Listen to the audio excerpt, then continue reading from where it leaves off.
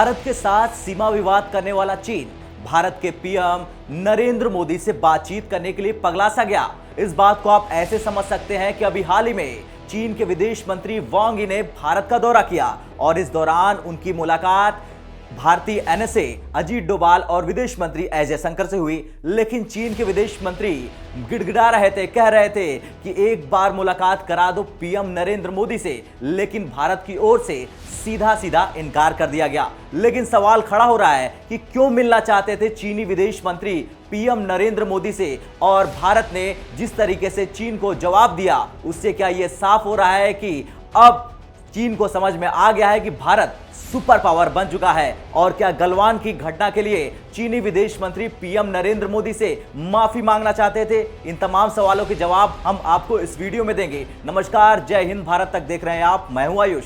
दरअसल अफगानिस्तान और पाकिस्तान का दौरा करने के बाद भारत आए चीनी विदेश मंत्री वांग यी ने विदेश मंत्री डॉक्टर एस जयशंकर और भारत के राष्ट्रीय सुरक्षा सलाहकार के साथ मुलाकात की। लेकिन इसके बाद वो प्रधानमंत्री मोदी से मुलाकात करना चाहते थे, लेकिन प्रधानमंत्री कार्यालय ने यूपी के मुख्यमंत्री योगी आदित्यनाथ के शपथ ग्रहण समारोह की वजह से सीधा इनकार कर दिया, जो इस बात को साफ करती है कि भारत के पीएम की कितनी धाक है पूरी दुनिया में। बता दें, राष्ट्रीय सुरक्षा सलाहकार अजीत डोभाल से मुलाकात के दौरान दोनों देशों के बीच लंबे समय से जारी सीमा विवाद पर व्यापक चर्चा हुई थी। इस दौरान अजीत डोभाल ने पूर्वी लद्दाख में बाकी बचे सभी विवादित क्षेत्रों से सैनिकों को जल्द से जल्द और पूरी तरह पीछे हटने पर जोर दिया।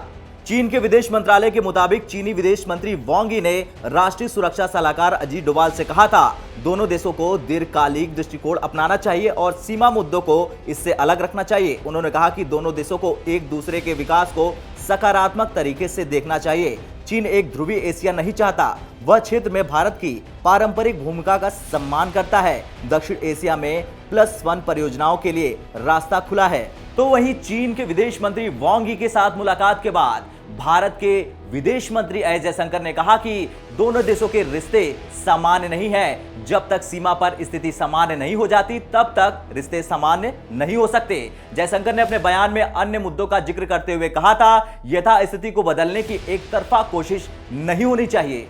खैर, चीनी विदेश मंत्री भारत आकर पीएम मोदी से मिल नहीं पाए, इसका अंदाजा उनको नहीं था। शायद चीनी विदेश मंत्री ये भूल गए थे कि ये भारत है जहां जैसे को तैसा जवाब दिया जाता है।